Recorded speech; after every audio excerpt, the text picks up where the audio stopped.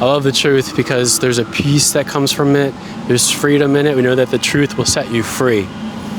And oftentimes people think that they can just keep living the lie to keep pursuing whatever wicked path that they have decided to go down. And then that's going to keep them free. But they're living in a lie, and they're caged by that lie. And they have to make sure that lie keeps holding up. Because if anybody was to discover it's a lie, I'm not talking about just a little white lie, I'm talking about like big lies here, then everything starts crumbling, right? If we start looking at the United States government really closely, we start saying, what's really going on here with the Epstein files? And people would actually start looking into the truth and holding people accountable for the truth. Life as we know it would start unraveling rather unquickly, right? So these are big lies that people try to cover up, and that's just one example. We're just looking at one small group of people who pursue wickedness in life, in the world in general, the masses at large, those who have decided to pursue wickedness. They try to hide that too. They try to keep that underneath a lie. There's no freedom there. They're caged in by that lie. They have to keep up an appearance to protect that lie, to protect that wickedness, that gunk. It takes a lot of effort. It takes a lot of effort. Physically, you'll see the mage, right? In general, there's going to be no peace. How are you going to have peace when you have to always be protecting and guarding a lie, right? That's why I love the truth. That's why I love the truth. Even when it's a very nasty thing to look at sometimes, it is going to set you free. It is going to make you understand that more clearly the world that we live in, and ultimately even clearer that there is a God named Jesus who came here, who died for people, who people have rejected, but nonetheless he's died for them. And when you trust in him, he will guide your feet. He will guide you. He will guide you on that path. He'll be that lamp for your feet. He is the way. He is the life. He is the truth. I love the truth. It's something that this world hates. This world hates the truth, and it loves lies. It loves to just masquerade in lies. Look around. Let's see. We can tangibly just see something here very, very quickly. That's just masquerading the lies. Well, for instance, I see a nice happy playground here. And if anything, it kind of is smiling faces. Everything looks cheery. If anything, it's covering up that there is a lot of evil in this world. It's very surface level. Oh, it's a children's playground. You're looking too much into this. I'm just looking to see what we have here around me. But for instance, a lot of times people love to lie to children. Santa Claus, the Tooth Fairy, nothing's gonna hurt you. You know, you're always gonna be, everything's gonna be fine, type of thing.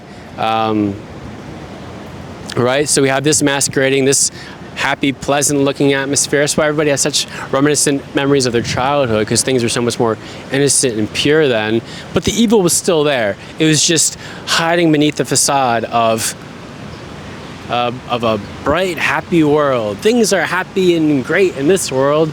Look around, little kids, all these smiling faces, right? Wrong. It's a lie. And I'm getting very brutal here in terms of ripping this apart. But nonetheless, lies are hiding everywhere in this world. And if you keep seeking the truth, you'll see behind it. And you'll start seeing the heart of the matter that surrounds us. So start seeing the heart of people's intentions, the intentions of governments, corporations, brands, how they want to make themselves appear one way. Braggadocious, confident, everything is great, we're here, we're healthy, everything's awesome. But deep down, they're protecting a lie that they're full of wickedness and evil and deception. And you're going to be that way unless you repent and follow Jesus. Because life is binary in the sense that when you die, you go to heaven or hell. You go to heaven if you've been saved and you have been repenting of your sin and follow Jesus. And if you do not follow Jesus, who are you going to follow? The devil. Whether or not you believe in him, if you look around and you look at the actions of people, they're following the devil. In this culture, in this world, if you're not following Jesus, you're following the devil. Oh, that just sounds outlandish. Okay, let's look at the culture. The culture we have promoting sex, violence, drugs, the TV shows, the influencers, everything is promoting hookup culture. Everything is promoting, live it up. You only live once. Everything is promoting, it's a dog-eat-dog world. And corporate, you gotta just do what you gotta do to get to the top. It's just business, right? It's just business. I gotta screw this person over. It's just business. You got to be willing and able to sacrifice everything to follow Jesus, because otherwise you're following the things of the world, and it can be a very slippery slope. Perhaps you're not going to be hanging around human traffickers, right? But nonetheless, if people are pursuing evil, wickedness, fornication, idolatry, stealing, if people are okay with doing that and they're like, yeah, I like this. This is okay. That is going to drag you down with it. Bad company corrupts good morals. The objective of the devil and the demonic and wicked people is to corrupt people and to bring them down to their level. They don't want to see light be shining. The darkness is always going to be trying to blow out the light, try to snuff it out. But the light simply is not like trying to tick off the darkness. It simply is just existing. And all of a sudden, it casts the shadows. And then you can see, oh wow, there's actually some darkness over here. So keep shining brightly. But it's just to say that be critical in the things that you see in this world. Be critical of me, right? I'm talking to the true believers here, because I'm sure the wicked are going to say, oh, he's talking way too much right now. He doesn't even know, he's talking not like a Christian is supposed to talk. A Christian is supposed to be non-judgmental, and here he is judging good from evil. I'm not talking about the wicked right now. I'm talking to the believers. Be critical of, including me, everything. Be seeking the truth. The truth will convict. The truth will just have its way of convicting. So I simply just state what the truth is, and I let that do the ultimate convicting. Nonetheless, though, deception can lie within our families. The devil will use our families to try to lie to us and keep us from our calling. People want to keep you boxed in, right? If we're talking about lies keep people caged in. There's freedom in truth, so therefore people who live in the lies, they're slaves to their lies. They want to be boxed in. And people in those boxes, they may want to box you in as well, because when they see you shining brightly and doing great things, that's going to make them very uncomfortable, because they're going to have to confront that reality and that truth that they are living in a cage of their own making, of the lies that they're trying to protect. They don't have the freedom to just go out there and be friendly and to have joy and to be at peace and to perhaps sing a song, say hello to a stranger or two. There's going to be no peace in that, because they're always going to be protecting that lie. And therefore, they're going to try to build a cage around you as well. The family unit is a great way, is a great tool for the devil to try to box in children of light. I've seen it in my own life. Nonetheless, I'm always going to tell people to first and foremost, seek discernment from the Father. Seek discernment from Jesus. I can share my experience. You can see what the Bible says in clear black and white ink, right? Take that as literal gospel. Take that as the truth. See the example set before you. I can share my experiences. You can see experiences of others as well. It's a brutal road as you're pursuing the truth, but do it, because you want to live free. You want to live with an actual life that has meaning, that has purpose. Pursue the truth. You'll see how you become the villain in everybody else's story.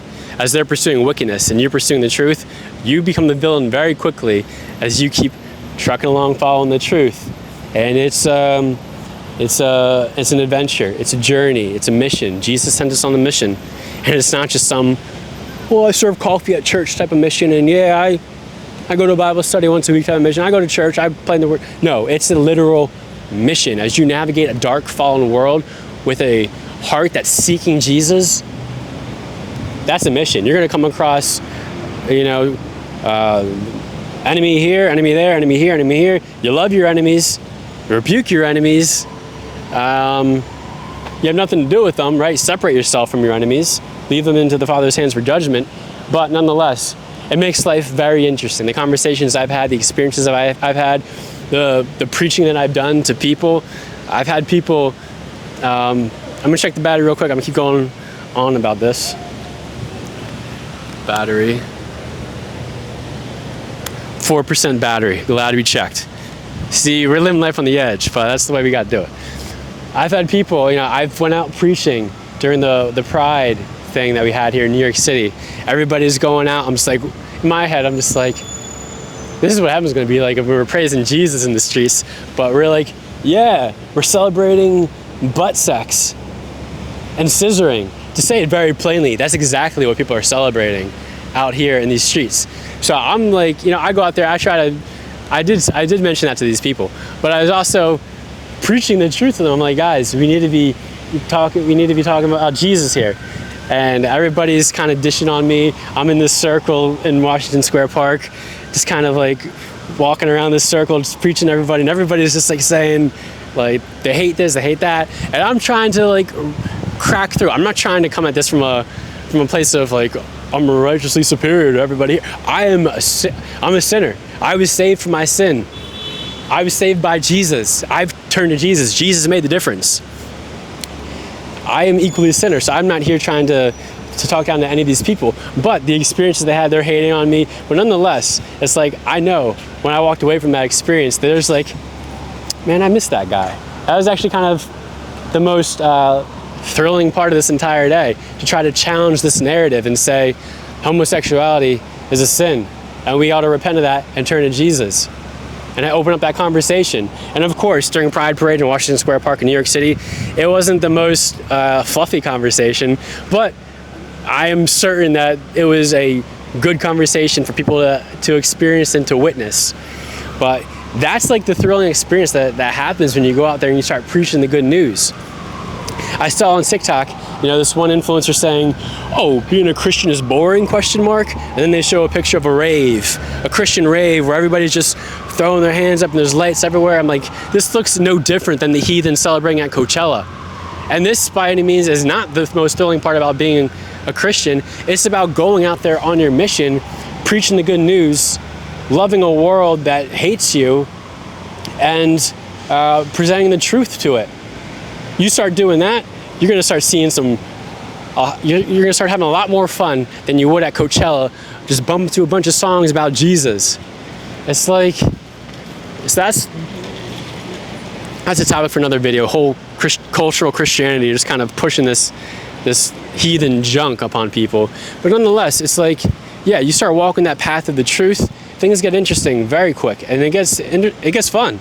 It's like living. It's a true journey, like I'm saying. It's a mission, and it's a life worth living. So the only difference I can say is that it's Jesus. It's nothing that I conjured up. I didn't look in the mirror enough times and say, Kyle, you're going to be the man today. And it's going to click. You're going to be the man. You're just going to keep saying it over and over again. No, it's Jesus. Eventually, I got down on my knees one day, and I was like, God, I can't take this awful, evil world on my own. I thought I could figure this out. I can't. Jesus, I need you. I need you 100%. I'm all in. I'm out of this darkness. And then it takes over from there, and Jesus has the reins to your life. So look around. Get acutely aware of this darkness around you. Stop living in the lies. Stop living in the fantasy that things are going to be all right in the end. And most people, they mean well. Most people are full of wickedness. All right? So listen, if you're in the middle right now, if you haven't really figured out what's going on with this world, even if you're caught in sin, look at Paul. Paul was ruthlessly killing Christians. He was doing it ignorantly. He thought he was doing a good thing. He was doing it ignorantly to try to please God and tell Jesus, like, why are you killing my people, Paul? Right? So if you are ignorant, if you're in the middle, if you don't know which way is up and which way is down, look at the world around you. It's a dark world. There is not any light in this world that is manufactured by the entertainment you see, the people that you see here, the music that you listen to. It's all fabrication. The only true, genuine light is Jesus. He's alive and well. The world's going to make you try to think that, oh, Jesus is dead. He died on a cross. Where is he now? Look at all this evil going on now. There's a devil running around as well. Man has rebelled against God in the garden where things were perfect. Man said, all right, we're going to do our own thing. And Adam and Eve, ate the apple, sin entered into this world, which we live in now, and we're still under that curse. But Jesus lovingly came down and he died in our place. The wages of sin is death. We all deserve to die, myself included. But those who trust in Jesus have the blood covering them. And then the Father no longer sees our sin, but his perfect holy Son who walked on this earth and is still alive as he resurrected and is still alive today is Jesus. He is the only light in this world. If you want light, I go tell the people of New York this all the time, and some of them listen, some of them don't. I tell the people of the internet because I can reach more people here as well. If you want light, if you're tired of the darkness, get down on your knees and seek Jesus. You don't even have to make it a dramatic thing, right? You don't have to make it a dramatic thing at all.